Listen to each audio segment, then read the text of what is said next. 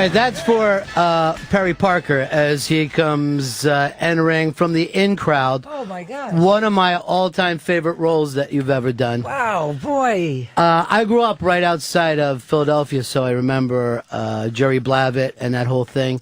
And if there was one of those roles that you nailed, that was it from the beginning. Thank you. Yeah, because I didn't know about Blavat because we were North Jersey, right? And so to be able to do that, and the kid that wrote and directed, he was one of the dancers on the show. Oh, is that right? Yeah, Mark Rosenberg.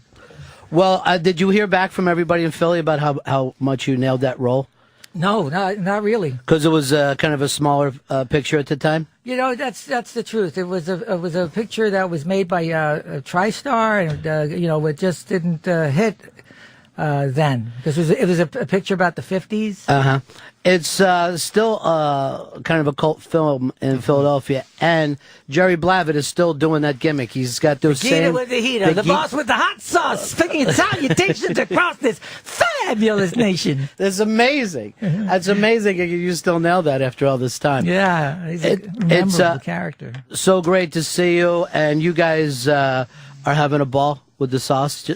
Having a good time with it. Yeah, it's something that Joey and I wanted to do to give back to some causes that Joey and I are passionate about, issues that dealing with mental diseases. And it's not our first career. Joey has his own career. I'm in the restaurant and baking business in California, and we've been in business since high school together. So it was something that we sort of wanted to come up with a new version of Newman's Own, so to speak, a cause-driven product, and a lot of people getting behind it. That is an amazing thing to see how Paul Newman did that so many years ago and how it's still paying off. Started the business model. So many people have followed that. He made more money. He gave away over $300 million. Yeah. And they get to pick. You know, it's like there's no grants. They just decide who. They have a whole group that decides where the money's going.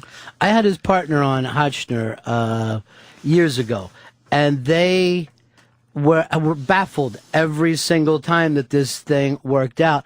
And because of that, it almost runs better as a business because they know where the money's going. It's just not going to buy, another bigger pool or a bigger house for them.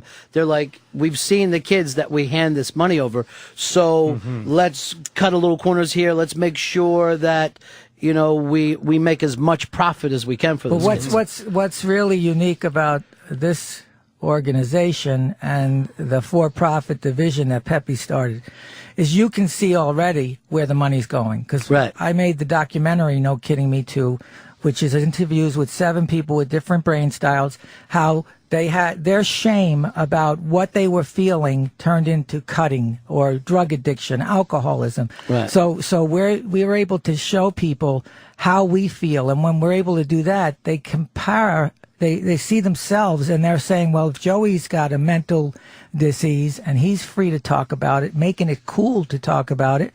We made PSAs with Harrison Ford. I got James Cameron and Ang Lee and Robert Downey Jr. sit on our board. That's what we'll do with the profits of the profits that come out of Pepe and Pants and any other thing we might do. And it's interesting you bring this up because this is my partner Fez, and about 5 or 6 years ago, the anxiety and depression started to hit him bad. And about 6 years into it, and you're feeling like still no handle on it. And he heard you guys this morning on the O&A show and was very moved and wanted to have the opportunity to talk to you. And are you able to talk, Fez, or just hearing people talk about this in public is... I'm just choking up a little bit. A lot of the things that you said hit so close to home, and I get moments like this that I can't control, and it's humiliating. Well, we can't control it. The mental disease that lives inside of us is an uneasiness that comes. It's like we breathe, we bleed. The noise in our brain is there. It's there for a reason.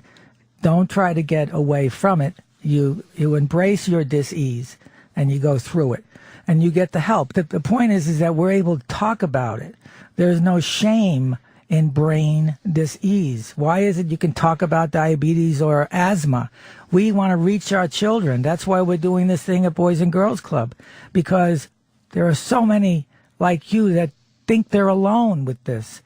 We are the norm. Mental disease lives in all of us. 75% of Americans will have some kind of mental uneasiness in their life, and there is 80% recovery. When you discovered that it wasn't your fault, didn't you feel relieved? It still feels like it's my fault. But how long? It's been 6 years? Yeah. It's not your fault. It's not your fault. If it's your fault, then it's my fault. It's your genetic right. Your brain doesn't produce enough serotonin or dopamine to make that feeling go away. So, does that sound correct? Yeah, I mean, but I've tried, like, antidepressants, and that just actually aggravated it and everything. I heard you say that you're not depressed anymore, and I'm just begging to know how you did it. I said that I am in remission, and when the depression comes, I can sense it coming now, and I center. I talk to my doctor, because I talk to my doctor. My daughter Danny has this. My son Marco has this. My daughter Isabella has this. This lives in all of us. What I do is I don't drink. I don't do a lot of the bad habits. What I do now is I go and I'll do yoga. I'll take a walk, or I'll run. I'll do physical activities. I don't eat sugar, no matter what. Because it's the sugar that was in the alcohol that produced the same diseasiness as the sugar in the cupcakes. And, it's so funny you said that. His doctor just told him 2 weeks ago, for the first time in 6 years, stop drinking. And he came back and said, I'm not an alcoholic. I go, but you don't know what else that you have a brain does. disease. This alcohol, the 12-step program says in the first step that I am powerless. That I am powerless about my diseasiness. And my life has become unmanageable because of my dis-ease. And by accepting my dis-ease and asking for something, power greater than myself, to help me through this, because I can't do this alone. I need my friends. I need people like you that we can talk about our different types of disease and how it affects us, because it makes me stronger. Sharing it with another person and knowing that they go through it too, it makes me stronger. I know you talked about, like, childhood traumas. How did you finally let go of those? Well, it was when I started writing my book. The first book was Who's Sorry Now? And I started remembering stuff. Now, I just had something that came back after 1,000 years. When I was in the first grade, I was cleaning erasers in the boys' room, and two kids that were sixth graders held me down, kicked me, and urinated in my face. They urinated all over me. I'm 6 years old. I go back to class covered in urine, smelling like urine, in a daze, and my teacher decides to walk me into every classroom to pick out these two kids that did this to me. Didn't call my parents, didn't get me cleaned up, or I felt like a coward. I felt like a rat, and that inspired other kids to pick on me. That was not my fault. Right. That was, it wasn't even the kids' fault. I can't imagine what those two boys were going through that they had to do that to me. So. It is interesting, too, because they're bringing up the bully stuff now, but forgetting that the bullies, it's a learned behavior, right? So in my neighborhood, it was the same way, that you would get bullied, then you would turn around and bully someone. No one knew how else to act. There wasn't another way to act. That's why No Kidding Me Too is so important. What we're promoting is emotional intimacy, that young kids can talk about their feelings like they talk about their favorite baseball teams. That if something's going on inside of them, they're sharing it with somebody and they're letting it out. Because the more you talk about your traumatic past with somebody you respect and trust, letting it out, it becomes less and less real, less and less real. But I'll talk to you after the program and show you what you can do on a daily basis that's going to make you feel better and live through these. When it comes, it comes. It hasn't gone away. Is it surprising for you, Fez, even to hear Joey talking to you this way, to say, like, what you're saying isn't just unique to you? Because we go through this, and I know a lot of people try to give you advice, but you are obviously, like with a lot of us, because we don't know exactly what it is, you don't, it almost feels like a wall goes up around you. It does feel like a completely unique situation. Like the rest of the world is able to go to work and do everything else. Yeah, because where did it come from? All of a sudden, you were fine. Yeah. And then all of a sudden, like, it's like being touched. What happened? It's like being robbed. It's like somebody coming, I describe it as somebody stole my smile. I couldn't smile anymore. And then the people that I loved were like, well, we can't invite him for Christmas. He's a bring down. And then so my family was paying for the price. People say, well, Joey's a little funny. I'm discriminated, every day because they say, well, he's a little funny. So you got to be careful. You got to walk around on tiptoes. Right. Because it's important for me to say how I feel. Something went wrong today, and I needed to say that. Otherwise, it would be living inside of me all day long. So I said what the matter is. I told them how I felt. Nobody got mad. We fixed it, and we move on. Can you do that too? I mean, sometimes when you say how you feel, the anger comes out. So you've got to learn a whole way of doing that without just exploding how you feel, Yeah. I have a mentor. I have a guy that is responsible for my emotional life. That when something's up, I call him and I talk to him. If it's really serious, if something that is really got me, I call my doctor. I have my doctor. Our family has a family psychiatrist. He sees all of us because my mother was sick. She wasn't crazy. She was sick, and she had a disease. And if my mother was available, if what's available to me, the quality of her life would have been so magnificent.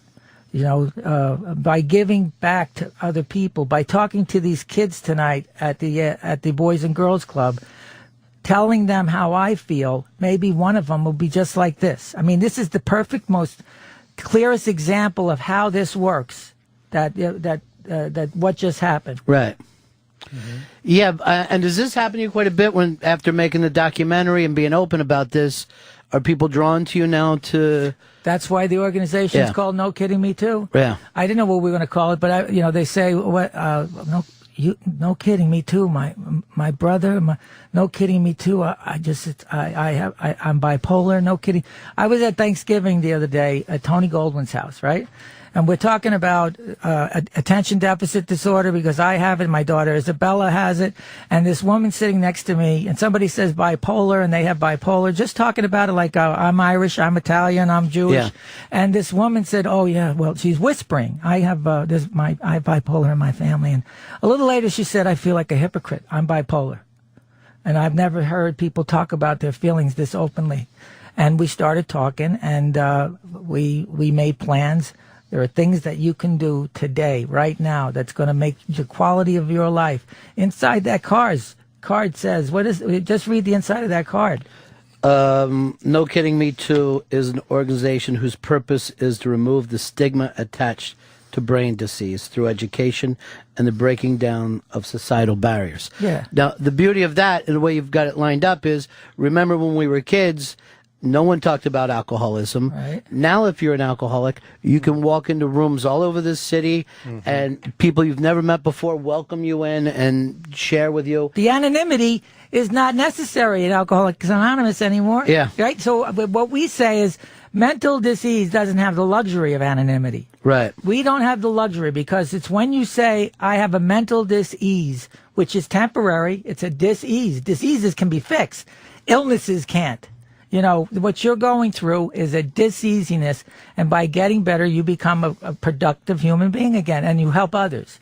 The key is to turn it, to help others. By helping others, I feel good.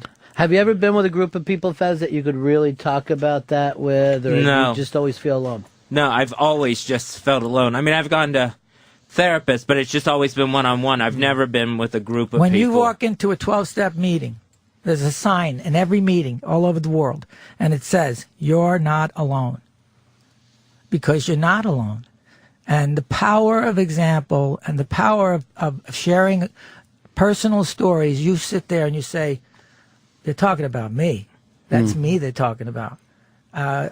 We'll go and check it out. It'll change your life. And the documentary, how do people get to see the documentary? You can go to Amazon.com. You can buy it online. You can go to No Kidding Me Too. It's called No Kidding Me Too.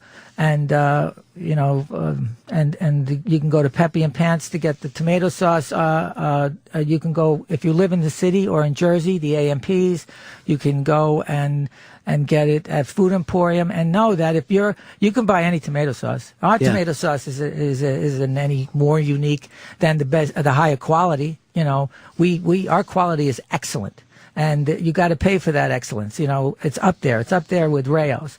But know that money is going to help to end the shame and stigma that shrouds mental disease, just like shame shrouded homosexuals 25 years ago. You needed to talk about it and normalize it. We need to end the bigotry. We need to end the discrimination.